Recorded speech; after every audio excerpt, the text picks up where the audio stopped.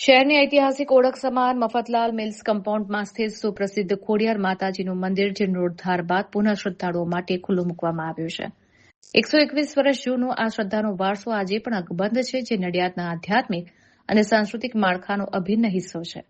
આ મંદિરનો ઇતિહાસ મફતલાલ પરિવારના ભૂમિ સાથેના જોડાણથી પણ જૂનો છે. જ્યારે ગગલભાઈ મફતલાલના ધ્યાન પર આ પવિત્ર સ્થાનની દૈવી શક્તિ આવી, ત્યારે તેમણે આ પવિત્ર સ્થાનને ખસેડ્યા વગર તેના મૂળ સ્વરૂપમાં જ સાચવવાનો નિર્ણય લીધો હતો.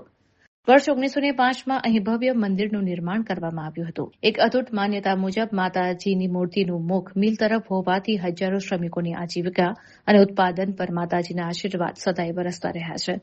તાજેતરમાં કરવામાં આવેલા જીર્ણોદ્ધાર પાછળનો મુખ્ય ઉદ્દેશ પણ પરિવર્તન નહીં પણ સંરક્ષણ રહ્યો છે, જેથી મંદિરની પવિત્રતા અને તેનું મૂળ ઇતિહાસ આગામી પેઢીઓ માટે જળવાઈ રહી.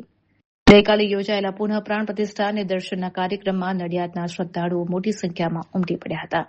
આ પ્રસંગે સમગ્ર વિસ્તારમાં ભક્તિમય માહોલ જોવા મળ્યો હતો, જે શ્રદ્ધા અને ઉદ્યોગના સુમેળનું અનોખું ઉદાહરણ પૂરું પાડે છે.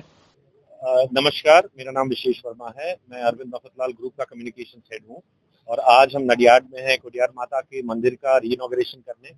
और आज यहाँ 3 दिन की पूजा है और इसके बाद हम ये जनता के लिए भी खोलेंगे मंदिर, ताकि वो आके दर्शन कर सके। पिछले 121 सालों में माता का आशीर्वाद इस मिल में रहा है, नडियाड के वासियों पे रहा है, मफतलाल के ऊपर रहा है और हम यही दुआ करते हैं कि हमेशा से ये नजर बनी रहे माता की और हमें ऐसे ही उनका आशीर्वाद मिलता रहे।